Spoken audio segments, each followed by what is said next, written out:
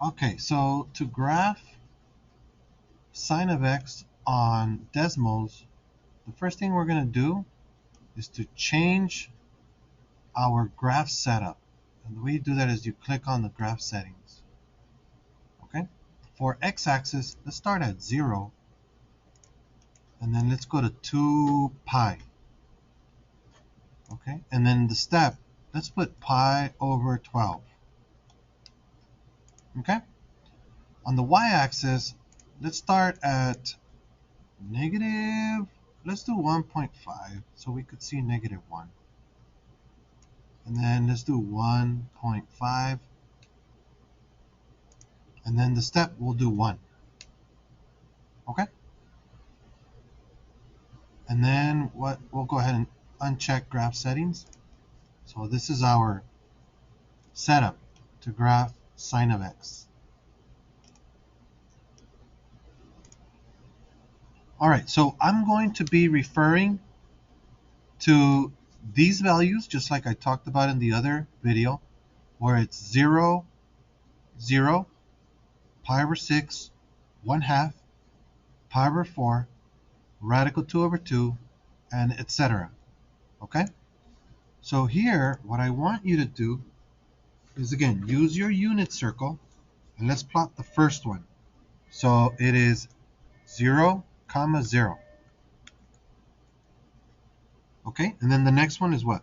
Pi over 6, so parenthesis, pi over 6, and then move to the right, and then comma, and then what's the y component at pi over 6? 1/2, so put 1/2. Okay? Close parenthesis, enter. Next one, pi over 4, so parenthesis, pi over 4, move to the right, a little comma, and then radical 2 over 2. So square root of 2 over 2, parenthesis. Okay, next one, pi over 3. So we're going to do pi over 3, comma, whoops, comma. And then at pi over 3, what's the y component value? Radical 3 over 2. Good. And then we're at pi over 2, right? So parenthesis, pi over 2, comma, 1. Right? All right, next one. So we're done with the first quadrant. Let's keep going around the circle. So parenthesis, 2 pi over 3, comma. What's the y component value at 2 pi over 3? Square root of 3 over 2, parenthesis, comma. So you're going to continue to do that. I want you to do all the points in the unit circle.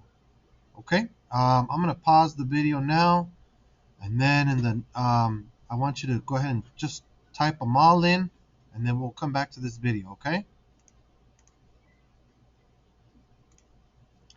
Okay, so now that you plotted all the points, take a look. It's more defined, right, than when we were graphing by hand. So now that you plotted all your points here, the next thing I want you to do is to type in the function f of x equals sine of x, and press enter. And look at that. What do you notice?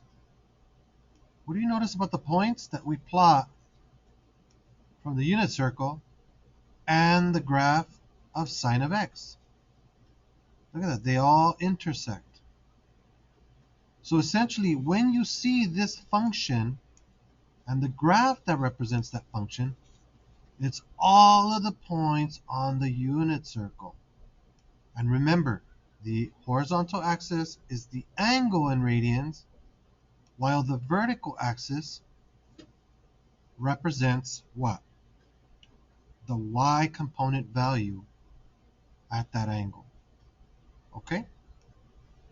All right.